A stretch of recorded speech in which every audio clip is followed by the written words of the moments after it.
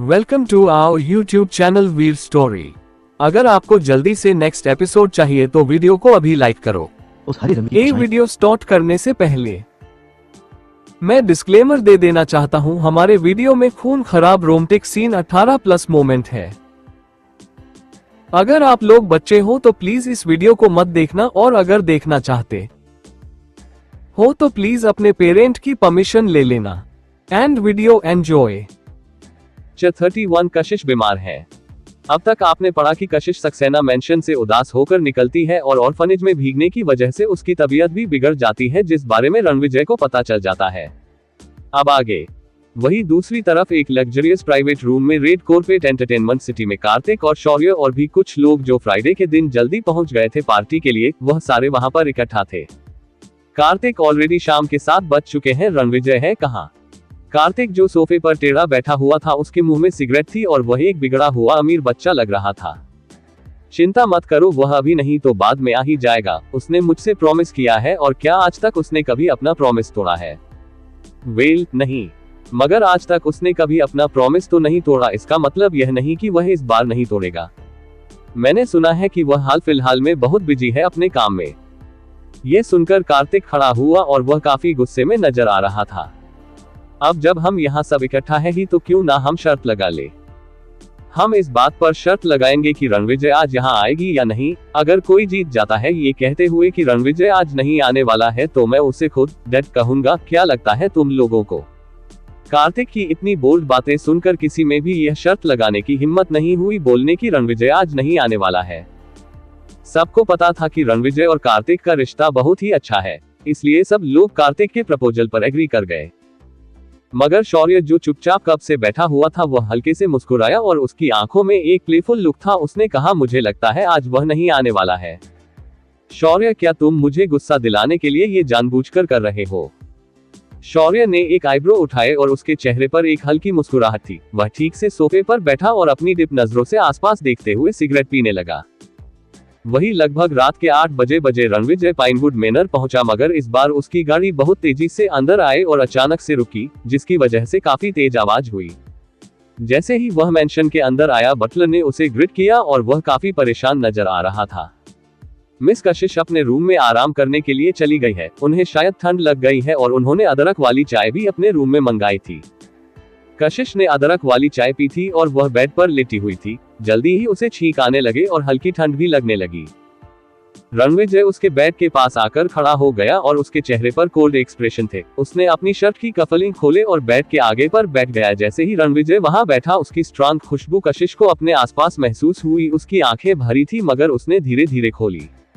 अपने सामने बैठे हुए आदमी को देखकर उसके एक्सप्रेशन थोड़े से रिलैक्स हो गए। रणविजय, उसकी आवाज बहुत ही ज्यादा हार्श और थोड़ी सी वोम थी। रणविजय हल्के से मुस्कुराते हुए बोला, हाँ मैं ही हूँ। उसकी स्माइल आज पता नहीं क्यों मगर कोल्ड नजर आ रही थी। तुम काफी डरती हो। ये सुनकर हल्के से कशिश मुस्कुराई। उसकी आंखों के सामने कुछ धुंधलापन आ रहा था। उसने 2-3 बार पलकें झपकाई तो धीरे धीरे उसे साफ दिखाई देने लगा। उसने उसकी आईब्रोज, उसकी डिप आंखें, उसकी लंबी नाक और उसके थिन लिप्स देखे। उसके फीचर्स बहुत ही अच्छे थे। डरती है, पता नहीं क्यों मगर डरना शायद अब उसकी आदत बन चुकी है। क्या तुम्हें थोड़ा पानी चाहिए? रणविजय ने उसके लिप्स की तरफ देखा और धीरे से पूछा, और बोलते वक्त उसने ऑलरेडी एक गिलास पानी उठा लिया था। कशिश ने बैठने की कोशिश की मगर वह थोड़ी कमजोर थी। मुझे पानी नहीं चाहिए। उसने अपनी बात खत्म भी नहीं की थी जब वह उसकी बात बीच में ही रुक गई। रणविजय ने शायद कशिश के जवाब का अंदाजा पहले से ही लगा लिया था, इसलिए जैसे ही वह बोली, उसने ग्लास से पानी का एक छोटा सा सिप लिया और जेंटली झुकते हुए उसके सॉफ्ट लिप्स पर किस करने लगा, जैसे ही वह माना करने वाली थी। कशिश उसके इस एक्शन से हैरान हो गई। वह बहुत ही ज्यादा शॉक में थी। वह हल्के से किस करते वक्त उसकी तरफ देखे जा रहा था और उसके रेस्पॉन्ड करने का इंतजार कर रहा था। आखिर में कशिश ने धीरे धीरे अपने लिप्स खोले और उसे पानी को अपने मुंह के अंदर आने दिया। रणविजय ने उसे पानी पिलाने के बाद छोड़ दिया और कशिश अभी भी उसे हैरानी भरे एक्सप्रेशन के साथ देखे जा रही थी। 1 सेकंड के बाद कशिश का कोलैबोर बन हल्का से ऊपर नीचे हुआ और उसने वह थोड़ा सा पानी निगल लिया। एक पानी की बूंद उसके लिप्स से होते हुए साइड में गिरने लगी। जैसे ही कशिश ने पोंछने के लिए अपना हाथ ऊपर बढ़ाया मगर उसके पतले हाथ को अचानक से एक बड़े हाथ ने पकड़ लिया। रणविजय ने नीचे झुककर अपनी टंग को फ्लीकर करते हुए उस एक पानी की बूंद को उसके गालों पर से लिक कर लिया। एक बूंद भी वेस्ट नहीं हुई। कोशिश के चेहरे पर इतना ज्यादा शौक था जिसे वह छुपा ही नहीं पा रही थी, मगर उसका गला जो पानी से तर हो गया था वह ऑब्वियसली पहले से बेहतर था।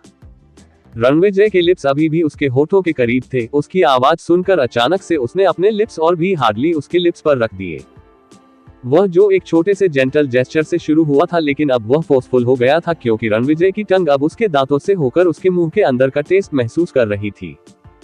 रणविजय के हाथ ने उसकी दोनों कलाइयों को पकड़े हुए बेड के ऊपर किया हुए थे और वह उसको किस करते हुए उसके दांतों के आसपास अपनी टंग को घुमा रहा था। कशिश उसके एक्शन से धीरे धीरे डरने लगी थी और उसका दिमाग धीरे धीरे क्लियर होने लगा। उसने अपना एक हाथ छुड़ाकर रणविजय के कंधे को धक्का देने की कोशिश की मगर उसकी किस और भी ज्यादा इंटेंस हो गई। छोड़ो मुझे। कशिश की आवाज सॉफ्ट और पावरलेस नजर आ रही थी। रणविजय। कशिश ने अपनी पूरी ताकत का इस्तेमाल किया उसे खुद से दूर करने के लिए। रणविजय की आंखों में एक खतरनाक चमक दिखाई दे रही थी जिसके साथ साथ एक फेंट और डेंजरस ऑरा अभी उसके आसपास महसूस हो रहा था। उसने कशिश को बेड पर लेटे हुए देखा जो लंबी लंबी सांस ले रही थी और अपनी ताकत वापस इकट्ठा करने की कोशिश कर रही थी। तभी अचानक वह फिर से उसके नजदीक आते हुए बोला, कशिश मुझे डर है कि मैं और ज्यादा इंतजार नहीं कर सकता। उसकी वो सांस कशिश को अपने चेहरे पर महसूस हो रही थी। कशिश का दिल हल्का सा कांप गया मगर फिर भी वह बहुत ही तेजी से धड़क रहा था। क्यों कर रहे हो तुम ऐसा? कशिश ने अपनी पूरी कोशिश की अपनी आवाज को कांपने से रोकने की और अपनी नजरें दूसरी तरफ करके पूछा। लेकिन रणविजय ने अपनी लंबी पतली उंगलियों को आगे बढ़कर उसकी चीन को पकड़ा और खुद की तरफ देखने के लिए फोर्स किया। कशिश ने अपने लिप्स दबाए और उसे देखते वक्त वह अपने सांसें रुके हुए थी। क्या तुम श्योर हो कि तुम मुझसे ये पूछना चाहती हो? उसकी डीप आवाज में एक अजीब सी पावर थी। कशिश का दिल तेजी से धड़क रहा था और उसने अपना सर दोबारा दूसरी तरफ घुमा लिया। मेरा मतलब है कि तुम गुस्से में क्यों हो? ये सुनकर एक हैरानी रणविजय के चेहरे पर दिखाई दी और उसने उससे सॉफ्टली पूछा, तुम मुझसे गुस्सा नहीं हो? मैं तुमसे क्यों गुस्सा होंगी? मैंने अभी अभी तुम्हें किस किया? कशिश कुछ सेकंड के लिए हिचकिचाए और फिर उसने कहा, मैं गुस्सा हूं। ये सुनकर रणविजय हल्का सा हंसा और उसकी उंगलियां धीरे धीरे उसकी चिन को सहलाने लगी। थोड़ी देर बाद उसके चेहरे की स्माइल अपने आप कम हो गई और उसने पूछा, बताओ मुझे, क्या तुम अभी भी हर्ष के बारे में सोच रही हो? ये सुनकर कशिश के एक्सप्रेशन डार्क हो गए और उसने कहा, मैं जानती हूँ कि हमारे बीच कुछ भी नहीं होने वाला है और ना ही मैं ऐसे इंसान को अपनी लाइफ में दोबारा आने दे सकती हूँ, तो फिर मैं उसके बारे में क्यों सोचूंगी? रणविजय ने कशिश के कानों के पास स्मूथ गर्दन को देखा और जेटली अपनी नाक को वहां ले जाकर उसकी खुशबू को महसूस करने लगा। तो आज सक्सेना परिवार के घर पर हर्ष को देखने के बाद तुमने अपनी ये हालत नहीं बना ली? हाँ। ये सुनकर कशिश ने बिना किसी एक्सप्रेशन के जवाब दिया, मैं बस भीगी गई थी। ये सुनकर रणविजय ने बिना किसी इमोशन के आवाज में पूछा, तो तुम ये कह रही हो कि तुम जब अपने घर गई थी तो वहां तुम्हें परेशान किया गया? ये सुनकर कशिश ने उन सारी चीजों के बारे में सोचा जो आज उसके साथ हुई। सक्सेना मेंशन जाने के बाद उसे एब्यूज तो नहीं कहा जा सकता था लेकिन रिफ्लेक्शन पर देखने पर एक तरह का मेंटल टॉर्चर ही था। शायद बीमारी की वजह से वह कुछ ज्यादा ही कमजोर फील कर रही थी या फिर कोई उसकी इस तरह केयर करे, यह उसके लिए रेयर बात थी। वह बाहर खिड़की के बड़े से चांद को देखने लगी और एक अजीब सी उदासी ने उसे घेर लिया। मैंने आज सक्सेना मेंशन जाकर फिर से कुछ बेवकूफियां की। मुझे हमेशा लगता था कि हम लोग कितने भी अलग क्यों ना हो जाए या फिर कितना भी गुस्सा क्यों ना हो और हम फिर भी फैमिली हैं और हमारे बीच खून का रिश्ता है। मैंने अपना मन कई बार बनाया उनसे रिश्ता खत्म करने के लिए, मगर हमेशा सबकॉन्शियसली फैमिली के रिश्ते को एक्सेप्ट कर लेती हूँ। कशिश के चेहरे पर हैरानी और उदासी साफ नजर आ रही थी। उसने उसके बाद भी बहुत सारी बातें थी मगर हर्ष का नाम उसमें एक बार भी नहीं लिया। रणविजय ने सोचा था कि हर्ष और कियारा के बीच के अफेक्शनेट बिहेवियर की वजह से कशिश उदास है क्योंकि वह हर्ष को भूला नहीं पा रही है, मगर ऐसा कुछ था ही नहीं। वह बस उसकी कोल्ड फैमिली की वजह से और उनके बुरे बिहेवियर की वजह से उदास थी। कंपनी से लेकर यहाँ तक जो गुस्सा उसके अंदर भरा हुआ था वह एक सेकंड के अंदर गायब हो गया, लेकिन कशिश के चेहरे पर उदासी और तकलीफ देखकर उसका दिल दुखने लगा। उसने कशिश का चेहरा फिर से अपनी तरफ घुमाया। अब वह उसकी आंखों में जिद्दीपन साफ देख सकता था। इस दुनिया में कोई भी परिवार के रिश्ते पूरे नहीं होते, स्पेशली जब बात बेनिफिट ऑनर और पावर की हो। ज्यादातर लोगों के लिए परिवार के रिश्ते एक प्राइस टैग के तौर पर ही होते हैं। जो ज्यादा फायदा देगा वह उनका फेवरेट होगा। ये सुनकर कशिश कड़वाहट से मुस्कुराई, ये पूरी तरह से सच था। शुरू में सक्सेना परिवार ने उसकी मां को छोड़ दिया, जिनके पास कोई पावर या फिर इन्फ्लुएंस नहीं था और वह उन्हें कोई फायदा नहीं दिला सकती थी, और उन्होंने प्रेस्टिजियस सुधा को उसकी मां की जगह दे दी। समझदार लोग बलि का बकरा नहीं बनते हैं। रणविजय ने अपनी बात खत्म की और उसकी तरफ शांति से देखा। कशिश ने ना में सर हिलाते हुए कहा, मैं भी नहीं बनूंगी। ये सुनकर रणविजय हल्का हंसा और नीचे झुकते हुए उसने उसके फोरहेड पर किस किया। मैं भी नहीं बनूंगी, मैं भी किसी के हाथों कठपुतली बनकर नहीं जीऊंगी। कशिश की आंखें थोड़ी सी ब्लिंक हुई और उसने अपना सर दूसरी तरफ घुमाते हुए कहा, मुझसे दूर रहो। तुम शुरू से ही मुझसे बात करना अवॉइड क्यों कर रही हो? रणविजय ने कशिश का चेहरा फिर से अपनी तरफ घुमाया। कशिश ने अपने हाथ को उसके कंधे के अगेंस्ट प्रेस किया। उनके क्लोजनेस की वजह से जो हिट थी उसकी वजह से उसकी स्किन गर्म फील हो रही थी। मैं बीमार हूं, मैं नहीं चाहती कि तुम भी इन्फेक्ट हो जाओ, कोल्ड इसी तरह ही फैलता है। ये सुनकर रणविजय की पकड़ उसकी चीन पर टाइट हो गई और उसने पूछा, तो तुम शुरू से इसलिए मुझे रिजेक्ट कर रही थी क्योंकि तुम्हें चिंता थी कि मैं बीमार पड़ जाऊंगा? नहीं, कशिश ने अपनी नजरें दूसरी तरफ कर ली। तुम झूठ बोल रही हो। रणविजय नीचे झुका और फियरलेसली उसने कशिश के लिप्स किस में कैप्चर कर दिया। उसने उसके लिप्स खोले और उसे डीपली किस करने लगा।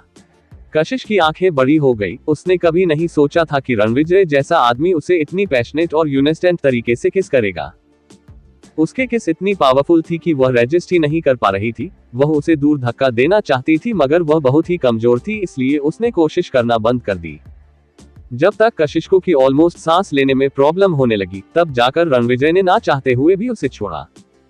भले ही मुझे बीमार पादना पसंद नहीं है, लेकिन अगर इन्फेक्शन तुमसे मेरे पास आता है तो मैं एक्चुअली काफी खुश होगा।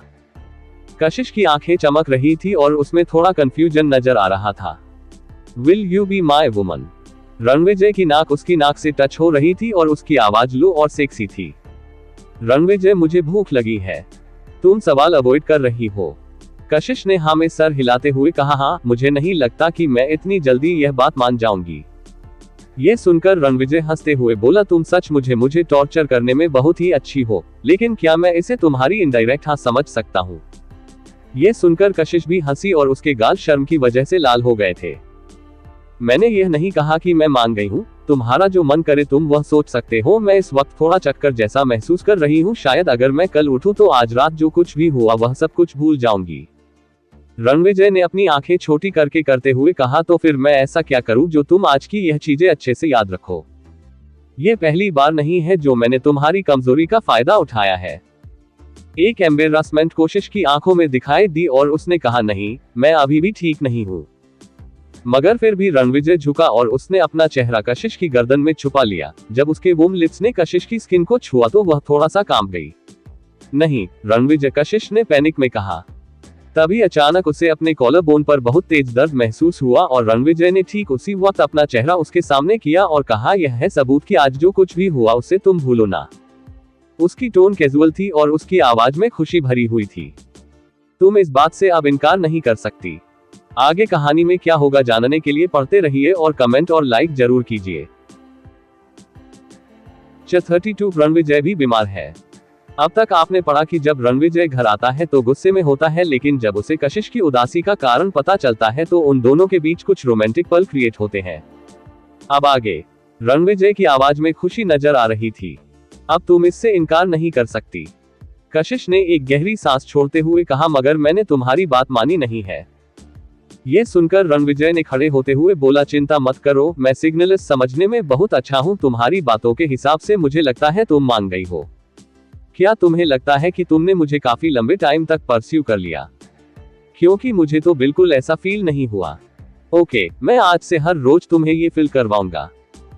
ये सुनकर कशिश पोज हो गई और फिर उसने हल्की मुस्कुराहट के साथ कहा, ओके, मगर याद रखना कि गले लगाना, हाथ पकड़ना और किस करना इस पीरियड का हिस्सा नहीं होंगे। ये सुनकर रणविजय हंसते हुए बोला, इम्पॉसिबल। कशिश ने उसकी तरफ हेल्पलेसली देखा। उसे ऑलरेडी थोड़ी बहुत नींद आ रही थी और रणविजय की थोड़ी देर की हरकतों ने उसकी और भी ताकत खत्म कर दी थी।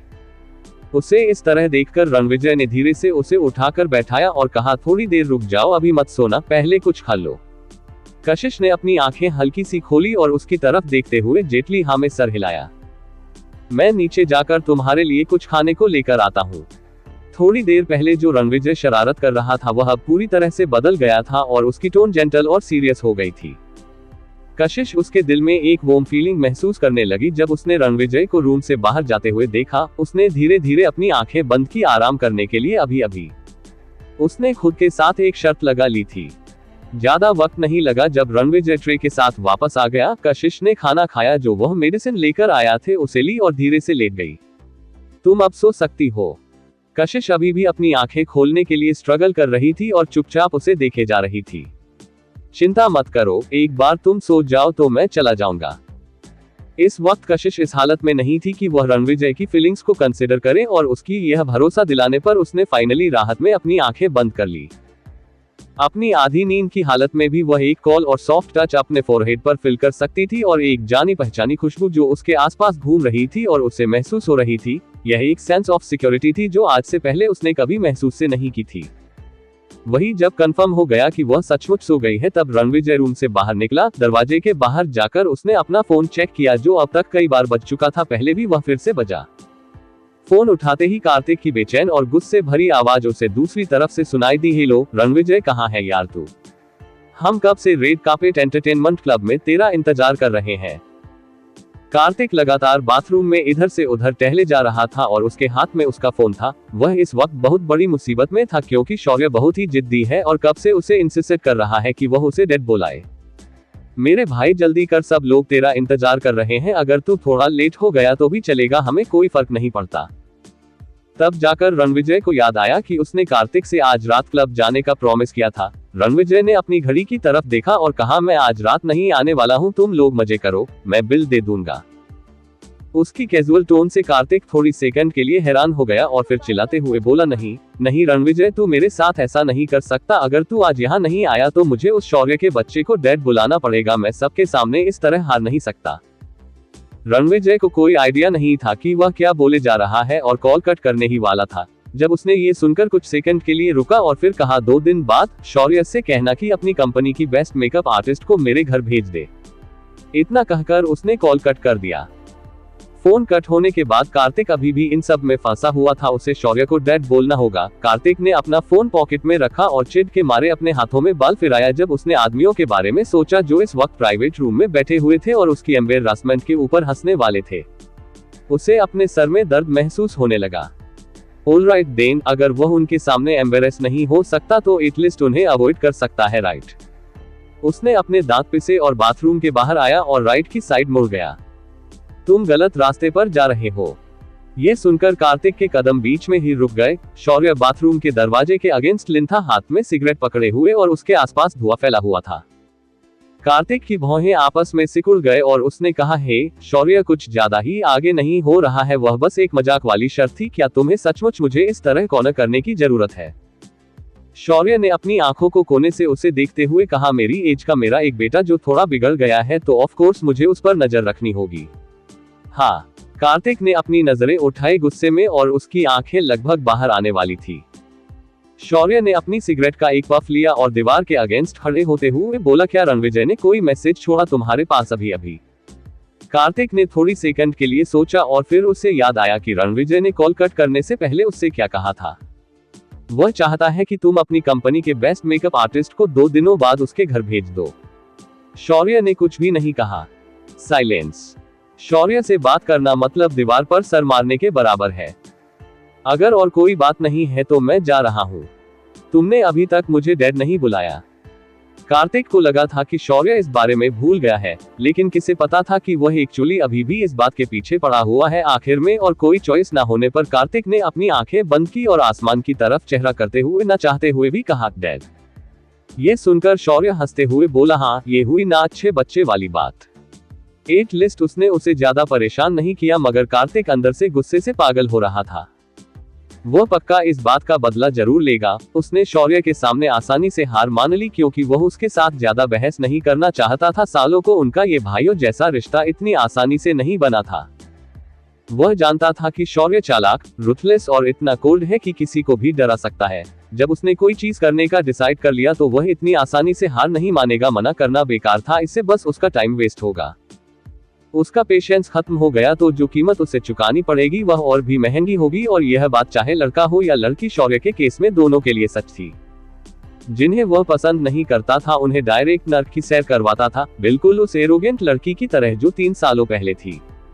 सिमिलरली जिन्हें वह पसंद करता है उनके लिए कुछ भी कर सकता है। ये सोचकर कार्तिक ने ऊपर देखा तो उसे शौर्य के पीछे एक लड़की दिखाई दी जो उनकी तरफ आ रही थी। शौर्य, एक ब्राइट आवाज थोड़ी दूरी से उन्हें सुनाई दी। आवाज सुनकर शौर्य ने अपना सर थोड़ा सा टिल्ट किया और कॉरिडोर की लाइट उसकी आंखों में चमक रही थी।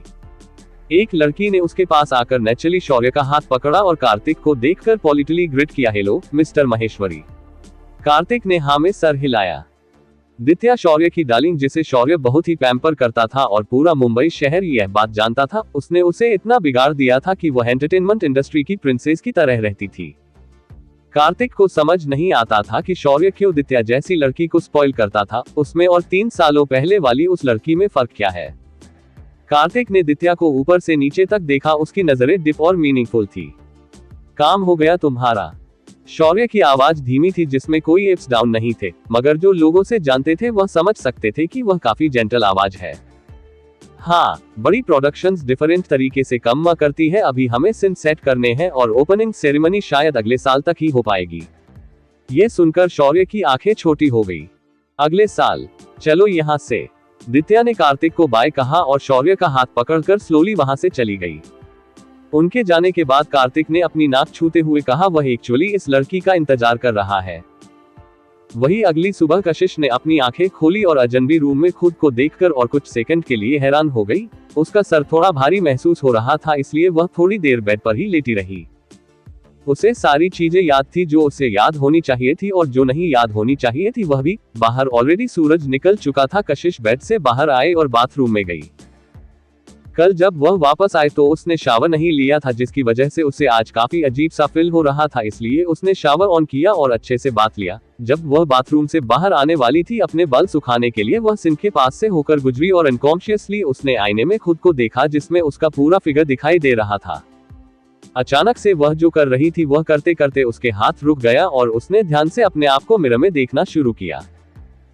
वह लाल मार्क उसके कॉलर बोन पर कुछ ज्यादा ही सफर नजर आ रहा था, और उसे देखते ही कल रात जो कुछ भी हुआ वह बिल्कुल एक हाई डेफिनेशन मूवी की तरह उसके दिमाग में घूमने लगा। उसने जल्दी से अपने कॉलर को ठीक किया और अपने बाल भी नहीं सुखाए और शर्माते हुए रूम से बाहर निकल गई। नीचे सर्वेंट से चुपचाप अपने अपने काम में बिजी थे। कशिश को नीचे आता हुआ देखकर मारिया ने उसके पास आते हुए पूछा, मिस कशिश क्या आपको क्या कोल्ड अब बेहतर है?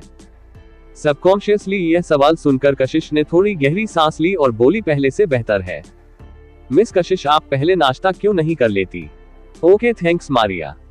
कशिश डाइनिंग रूम में जाकर बैठी तो उसके सामने सिंपल इंडियन ब्रेकफास्ट रख दिया गया। तभी उसने मारिया को किचन से एक ट्रे लेकर बाहर आते हुए देखा तो कशिश ने कैजुअली उसकी तरफ देखा और कहा, मारिया तुम यहीं पर खाना खा सकती हो। ये सुनकर मारिया पॉज हो गई और जब उसने कशिश की नजरें अपने हाथ में पकड़े हुए ट्रे पर देखी तो उसे 2 सेकंड लगे रिएक्ट करने में, और उसने समझते हुए कहा, ये सर का नाश्ता है और उनकी दवाएं। ये सुनते ही कशिश के हाथ जो खाना खा रहे थे वह रुक गए और उसने हैरानी से ऊपर देखते हुए पूछा, क्या आज वह काम पर नहीं गया है और क्या वह बीमार है? जब कशिश ने अपना लास्ट सेंटेंस खत्म किया तो वह बीच में रुक गई और एक एम्बेरसमेंट उसके चेहरे पर दिखाई देने लगी, मगर मारिया ने शायद नोटिस नहीं किया और थोड़ा का डिसअपॉइंट होते हुए बोली, हाँ सर कल रात तो ठीक थे, अचानक से वह बीमार पड़ गए हैं। कशिश ने अपने खिचड़ी का बाउल उठाया और वह अपने अननेचुरल एक्सप्रेशन छुपाते हुए बोली, हाँ ये सचमुच काफी अचानक हो गया। मारिया ने गहरी सांस छोड़ते हुए कहा, मिस कशिश आप पहले खाना खा लीजिए, मैं सर को चेक करके आती हूँ। कशिश ने अपनी खिचड़ी के कुछ और सिप लिए और मारिया को वहां से जाते हुए देख रही थी। तभी अचानक उसने नैपकिन उठाकर मुंह साफ किया और ख्यालों में खोए हुए ही उसे आवाज दी, मारिया। जी मिस कशिश। कशिश मारिया के पास गई और उसके हाथों में पकड़े हुए ट्रे की तरफ इशारा करते हुए बोली, मैं इसे तुम्हारे लिए ऊपर ले जाती हूँ। ये सुनकर मारिया ने कशिश की तरफ देखा और उसके चेहरे पर अपने आप हल्की मुस्कुराहट आ गई और उसने कहा, ये तो और भी अच्छी बात होगी। कशिश ने उसके हाथों से ट्रे लिया जिसमें एक प्लेन व्हाइट खिचड़ी थी और 2 मेडिसिन की बोतल्स। इतना सिंपल नाश्ता, क्या इतना बड़ा आदमी इतने कम खाने पर सरवाइव कर सकता है? ये सोचते हुए कशिश ने रणविजय के बेडरूम का दरवाजा नॉक किया तो एक मेल डिप आवाज उसे अंदर से जवाब के तौर पर सुनाई दी। कशिश ने दरवाजा खोला और अंदर गई। रणविजय बेड पर नहीं लेटा हुआ था, बल्कि उसने कैजुअल कपड़े पहने हुए थे, अपने यूजुअल बिजनेस सूट से अलग। इस मोमेंट पर वह बालकनी में चेयर पर बैठा हुआ था और डॉक्यूमेंट देख रहा था। रणविजय ने अपना सर ऊपर नहीं उठाया, उसे लगा कि कोई सर्वेंट होगा, मगर कुछ सेकंड के बाद जब कोई जवाब नहीं आया तो उसने अपना सर उठाया। उसके ऊपर देखते ही कशिश के दिल ने एक धड़कन छोड़ दी। उसकी पकड़ उसके हाथ में पकड़े हुए ट्रे पर मजबूत हो गई और उसके पैर फ्लो से चिपक गए। उसने डॉक्यूमेंट बंद किया और अपना सर उठाकर उसकी तरफ देखा। कशिश ने किसी तरह एक राहत की सांस ली और उसकी तरफ आते हुए कहा, मैंने सुना तुम बीमार हो। उसने वह ट्रे रणविजय के सामने टेबल पर रखी। कशिश के फ्रेश शावर जेल की खुशबू धीरे धीरे हवा में घूमने लगी और रणविजय ने अपनी आंखें छोटी कर दी और उसकी नजर अपने आप कशिश की नेकलाइन पर चली गई।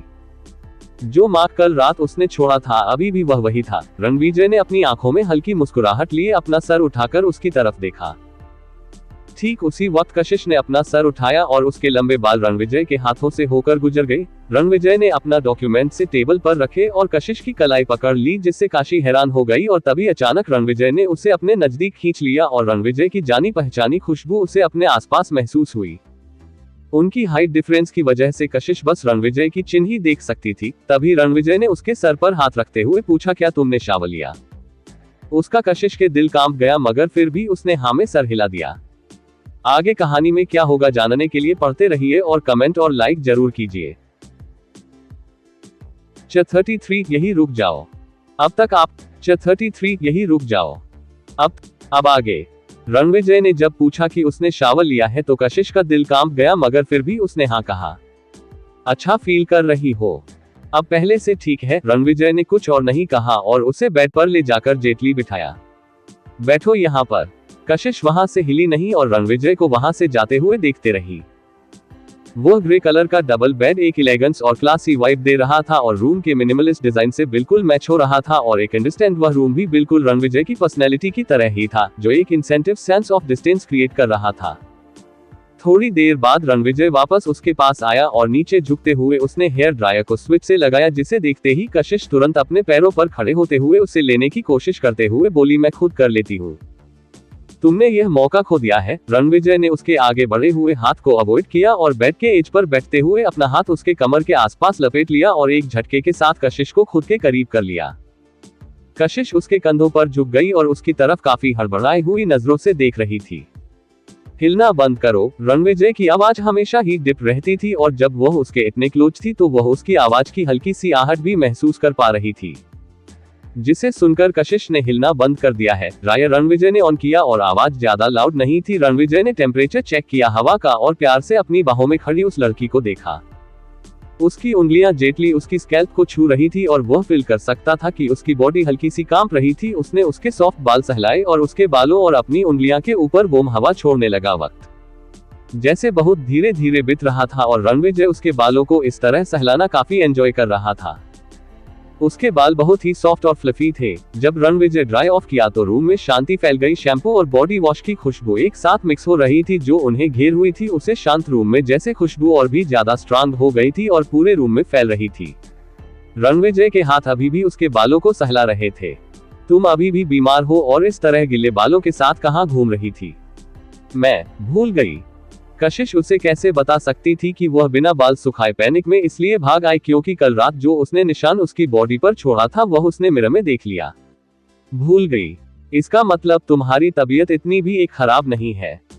ये सुनकर कशिश ने अपने लिप्स बाइट कर लिए और रणविजय की बाहों से छूटने की कोशिश करने लगी, मगर इस मूवमेंट पर रणविजय ने जानबूझकर अपनी पकड़ मजबूत कर दी, जिसकी वजह से कशिश ऑलमोस्ट फ्लो पर गिरने ही वाली थी। और खुद को बचाने के लिए सबकॉन्शियसली उसने अपना हाथ आगे बढ़कर रणविजय के कंधे को पकड़ लिया। रणविजय हंसने लगा और अपना हाथ उसके कमर पर मजबूत करते हुए उसने टेम्पटेशन भरी आवाज में कहा, तुम इतनी सुबह सुबह मेरी बाहों में आने के लिए बेचैन हो? क्या तुम्हें पता है कि यह कितना खतरनाक हो सकता है तुम्हारे लिए? कशिश हैरान हो गई और जब उसे रियलाइज हुआ कि रणविजय की बातों का मतलब क्या है तो उसका चेहरा लाल हो गया। तुमने ही तो। चिंता मत करो, मैं बीमार हूं, अभी तुम्हारे साथ कुछ नहीं करूंगा। कशिश ने कुछ सेकंड के लिए उसे चुपचाप देखा और जल्दी से खड़ी होते हुए बोली, अगर तुम बीमार नहीं भी होते तो तुम मेरे साथ कुछ नहीं कर सकते। कुछ खा लो और अपनी मेडिसिन ले लो। कशिश मुड़ी और दरवाजे की तरफ जाने लगी। उसने व्हाइट नाइट गाउन पहना हुआ था जिसमें उसका पतला फिगर और एक्सपोज पैर काफी आई कैचिंग थे। रणविजय बेड से खड़ा हुआ और जैसे ही कशिश ने दरवाजा खोला अचानक से उसने पीछे से आकर उसे ब्लॉक कर दिया। कशिश रिएक्ट कर पाती उससे पहले ही दरवाजा बंद होने की आवाज वहां पर सुनाई दी और वह उसके वोम चेस्ट के अगेंस्ट खड़ी थी। मेरे साथ यही रहो। कशिश का दिल अचानक से बहुत तेजी से धड़कने लगा। उसके लिप्स उसके कान के बहुत ही ज्यादा क्लोज थे। उसकी डिप आवाज डायरेक्टली उसके स्किन से होते हुए उसके कानों तक पहुंच रही थी। उसकी सांसें उसके कानों पर पड़ रही थी जिसकी वजह से उसने अपना गला थोड़ा सा सिकुड़ लिया। मैंने अभी तक अपनी दवाई नहीं ली है। रणविजय ने ऑलरेडी उसकी कलाई पकड़ ली थी और पीछे मुड़ते हुए उसे वापस रूम के अंदर लाया और सोफे पर बिठाते हुए बोला, यहाँ पर मेरे पास दवाई है, हम एक साथ ले लेंगे थोड़ी देर के बाद। रणविजय की आंखों की मुस्कुराहट बढ़ती जा रही थी। बिना किसी डाउट के हम लोगों सेम बीमारी से सफर कर रहे हैं। यह सुनकर कशिश ने दूसरी तरफ देखते हुए कहा, मैं तुम्हारे साथ कैसे रुक सकती हूँ? मुझे लगता है कि नाश्ता करने और दवाई लेने के बाद तुम्हें आराम करना चाहिए। तो फिर तुम यही मेरे साथ आराम करो। ये सुनकर कशिश ने अपना सर घुमाया और उसकी तरफ सीरियसली देखा। रणविजय मुस्कुराया और उसने जेटली उसके बालों को सहलाया। तुम्हें बस यहाँ चुपचाप बैठकर देखना है। कशिश ने उसकी तरफ अपनी भौहों आपस में सिकुड़ कर देखा। तब तक रणविजय ऑलरेडी मुड़ चुका था और वह टेबल से पानी का ग्लास और मेडिसिन की ट्रे लेकर आया। पहले अपनी दवाई लो। कशिश ने इनकार नहीं किया और रणविजय की आंखों के सामने उसने अपनी दवाई ले ली। Good girl. पता नहीं क्यों मगर आज रणविजय को उसके बालों को सहलाना काफी अच्छा लगा रहा था। उसने फिर जेंटली उसके बालों को फिर सहलाया और जाने के लिए मुड़ा। कशिश ने उसे वापस उसकी चेयर पर बैठकर एलिगेंटली खिचड़ी उठाकर खाता हुए देखा। वह जो कुछ भी करता था उसमें एक अजीब सी एरोइस्टिक वाइब होती थी और वह खाते हुए भी अट्रैक्टिव ही लग रहा था। कशिश काउच पर बैठी हुई थी। उसके पैर फोल्ड थे और उसके हाथ उसके घुटनों पर थे और वह साइलेंटली बस रणविजय को खाते हुए देख रही थी। रणविजय ने बहुत ही आसान तरीके से अपना खाना खत्म किया और रखे हुए नैपकिन से अपना मुंह साफ किया। क्या कभी अपना सर झुकाने के बारे में सोचा है? कशिश अपने आप को यह सवाल करने से रोक नहीं पाए। यहाँ तक कि जो लोग काफी स्ट्रिक्ट मैनर्स वाले होते हैं वह भी खाना खाते वक्त अपना सर झुकाते हैं। रणविजय ने अपना नैपकिन साइड में रखा और पानी के गिलास से पानी पिया। उसने थोड़ी देर सोचा और फिर उसकी तरफ देखकर मुस्कुराते हुए बोला, मैं अपना सर सिर्फ तुम्हारे सामने झुकता हूँ क्या? कशिश ऑलरेडी आधी नींद की हालत में थी और उसने कंफ्यूजन में अपने सामने से आते हुए आदमी को देखा। रणविजय ने अपने दोनों हाथ उसकी साइड पर रखकर उसकी तरफ झुका और वह काउच और चेस्ट के बीच में उसे फंसा लिया। कशिश ने अपनी नजरें उठाई। इसकी बॉडी थोड़ी पीछे की तरफ झुक गई और उसका सर काउच के पीछे की तरफ लगा गया। रणविजय का चेहरा उसके नजदीक आया और उसने झुकते हुए एक सॉफ्ट किस उसके लिप्स पर किया। वह एक जेंटल किस थी और धीरे से रणविजय फिर वापस पीछे हट गया। कशिश का चेहरा शर्म की वजह से लाल हो गया और उसने हकलाते हुए पूछा, तुमने अचानक से मुझे किस क्यों किया? तुम्हारे सवाल का जवाब देने के लिए। कशिश सोच रही थी कि क्या बुखार और तबीयत खराब होने की वजह से उसका दिमाग काम करना बंद कर चुका है। क्यों उसे ऐसा फील हो रहा है जैसे वह पहले की तरह स्मार्ट नहीं रह गई है। उसने उससे पूछा था कि क्या वह कभी अपना सर नीचे नहीं झुकाता है, तो अचानक से वह किस करके उसे कौन सा जवाब दे रहा है। ये सोचकर कशिश की भौहें आपस में सिकुड़ गई और कुछ सेकंड के बाद उसके चेहरे पर हैरानी फिर एम्बेरसमेंट दिखाई देने लगी। क्या अब तुम समझ गई? रणविजय ने धीमी आवाज में पूछा। तो कशिश ने नामे सर हिलाते हुए कहा, नहीं, झूठ बोलने पर सजा मिलेगी। रणविजय अपनी लंबी पतली उंगलियों से उसके लिप्स को सहला रहा था और उसकी आंखें चमक रही थी। वही कशिश को जब याद आया कि कल उसके झूठ बोलने पर कैसे किस किया था तो उसने अपना चेहरा दूसरी तरफ घूमते हुए कहा, तो तुम अपना सर सिर्फ किस करने के लिए नीचे झुकाते हो? नहीं, रणविजय ने डपर और कैप्टिव आवाज में कहा, मैं अपना सर सिर्फ तुम्हें किस करने के लिए झुकाता हूँ। ये सुनकर कशिश के दिल की धड़कन तेज हो गई। उसने अपने लिप्स लाइटली बाइट कर लिए और अपने अंदर की एक्साइटमेंट को कंट्रोल करने की कोशिश करने लगी। उसका चेहरा शर्म से लाल था। तब जाकर रणविजय सीधा हुआ और खुश फील करते हुए अपनी सीट पर वापस गया और अपने पेपर पर काम करना शुरू कर दिया। रणविजय ने कशिश को कंफ्यूजन वाली स्टेट में छोड़ दिया था। यह आदमी सिंपली कुछ ज्यादा ही आगे बढ़ रहा है। उसका चेहरा ही अकेले किसी भी लड़की का दिल धड़काने के लिए काफी है और उसके ऊपर से उसकी यह चार्मिंग और फ्लर्टिंग ट्रिक। कशिश के चेहरे पर अपने आप एक मुस्कुराहट आ गई और वह चुपचाप रणविजय को काम करता हुआ ऑब्जर्व करने लगी। कशिश की आंखें बार बार खुल रही थी, बंद हो रही थी, वह काफी ज्यादा थकी हुई थी। 20 मिनट के बाद कशिश फिर से रणविजय की तरफ देखने लगी, जो अभी भी अपने काम में खोया हुआ था। उसने अपनी पोजीशन शिफ्ट की और काउच से खड़ी हुई। रणविजय ने उसके मूवमेंट को नोटिस किया और ऊपर सर उठाकर देखा तो वह एक गिलास पानी का लेकर उसकी तरफ बढ़ रही थी। फिर वह उसके सामने रुकी और वह पानी का गिलास और दवाई देते हुए बोली, तुम्हारी मेडिसिन का टाइम हो गया है। कशिश की आवाज थोड़ी उसकी नज़ और भारी थी और उसकी आंखें नींद से जबरदस्ती लड़ने की वजह से बंद हो रही थी। ऑनेस्टली कहा जाए तो रणविजय हर कुछ मिनट में उसकी तरफ देख रहा था। हर बार जब वह सोचता कि वह सो जाएगी, मगर जल्दी ही वह नींद से लड़ती और फिर अपनी आंखें खोल लेती थी और उसके बगल में रखे हुए अलार्म क्लॉक की तरफ ब्लैंकली देखने लगती और कभी कभी उसकी तरफ भी देखती। वह समझ नहीं पा रहा था कि क्यों इतनी नींद आने के बावजूद भी वह नींद से लड़ रही है, लेकिन अब उसे समझ में आ गया था, ये लड़की। उसने डॉक्यूमेंट नीचे रखे, उसके हाथ से पानी का ग्लास लिया और उसकी नजरों के सामने दवाई ले ली। कशिश ने अपने बालों में उंगलियां फिराते हुए कहा, क्या तुम श्योर हो कि तुम थोड़ी देर आराम नहीं करना चाहते? ऑनेस्टली इस तरह अपने आप को कम के लिए पुश करने से अच्छा है कि तुम पहले कुछ आराम कर लो, तब तुम और ठीक से कम कर पाओगे। इतने सालों में बीमारी की हालत में भी काम करना उसकी आदत बन गई थी और वह जानती थी कि यह कितना मुश्किल होता है। इट्स ओके, बस थोड़ा सा और काम खत्म करना है। अगर मैं खत्म नहीं करूंगा तो मुझे नींद भी नहीं आएगी। ये सुनकर कशिश समझ गई कि इस आदमी को ओसीडी है और उसने गहरी सांस छोड़ी और वापस काउच पर जाने लगी। उसे जाता हुआ देखकर रणविजय ने एक आईब्रो उठाए। आजकल वह उसकी काफी बात सुनने लगी है। जब तक रणविजय ने अपने लास्ट डॉक्यूमेंट को रिव्यू किया और उसका ऊपर उठकर देखा, कशिश ऑलरेडी काफी देर से काउच पर सो रही थी। वह एक साइड लेटी हुई थी, उसका हाथ उसके सर पर था और चेहरा रणविजय की तरफ। उसकी बॉडी हल्की सी सिकुड़ी हुई थी और उसके पैर मुड़े हुए थे। उस पोजीशन की वजह से उसकी नाइट ड्रेस थोड़ी ऊपर की तरफ उठ गई थी, जिसकी वजह से उसके खूबसूरत और सफेद पैर दिखाई दे रहे थे। रणविजय की आंखें डार्क हो गई और उसने अपना सर मसला।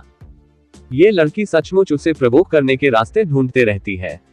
वह कशिश के पास गया और नीचे झुकते हुए उसकी तरफ देखने लगा। उसके बालों ने ऑलमोस्ट उसके चेहरे को ढक लिया था। उसकी स्किन व्हाइट, क्लीन और खूबसूरत थी। उसे कभी कभी समझ नहीं आता था कि हर्ष ने ऐसी लड़की को जाने कैसे दिया। उसके टैलेंट और उसके एटीट्यूड को अगर साइड में भी रख दिया जाए तो भी उसके लुक्स और खूबसूरती ही काफी थे उसे बाकी लड़कियों से आगे रखने के लिए। और उसके अलावा वह कितनी क्यूट थी। रणविजय ने ये सोचकर अपनी आईब्रो हल्की सी उठाए। शायद अच्छी ही बात है कि हर्ष ने उसे जाने दिया, वरना उसे और वक्त बिताना पड़ता उसे हर्ष से छीनने के लिए। उसने अपना एक हाथ कशिश की गर्दन के पास और दूसरा उसके पैरों के पास रखा और जेटली उसे गोद में उठा लिया। बीमार पड़ने की वजह से कशिश की सांसें थोड़ी भारी थी। रणविजय ने झुककर उसे बेड पर लेटाया। ठीक उसी वक्त कशिश के लिप्स धीरे से उसके गालों से टच हो गए। रणविजय कुछ सेकंड के लिए पोज हो गया और फिर उसकी तरफ देखा। वह गहरी नींद में थी। जब वह इस तरह बीमार होती है तभी अपना गार्ड डाउन करती है। उसकी सांसें कितनी स्वीट खुशबू छोड़ रही थी। रणविजय ने उसके लिप्स पर किस किया। वह एक पैशनेट किस थी। शायद अच्छी ही बात है कि वह जल्दी ठीक ना हो। वही जब दोबारा कोशिश ने अपने आंखें खोली तो 2 घंटे बीत चुके थे। वह थोड़ा हैरान हो गई जब उसने अपने आप को बेड पर सोते हुए देखा।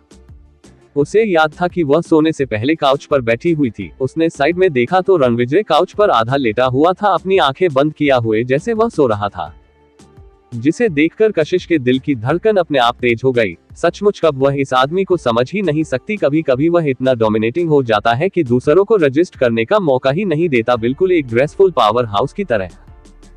और कभी कभी वह इतना हम्बल और पोलाइट हो जाता है, बिल्कुल एक जेंटलमैन की तरह, जो उसे एक इनफ स्पेस और सेंस ऑफ सिक्योरिटी प्रोवाइड करता है। मगर शायद उसकी यह कॉम्प्लेक्सिटी और अजीब बिहेवियर ही इतनी आसानी से लोगों का दिल जीतने में उसकी मदद करती है। तुम उठ गई। कशिश जब ये सब सोच रही थी तभी रणविजय की आवाज सुनाई दी और धीरे धीरे उसने अपनी आंखें खोली। आगे कहानी में क्या होगा जानने के लिए पढ़ते रहिए और कमेंट और लाइक जरूर कीजिए।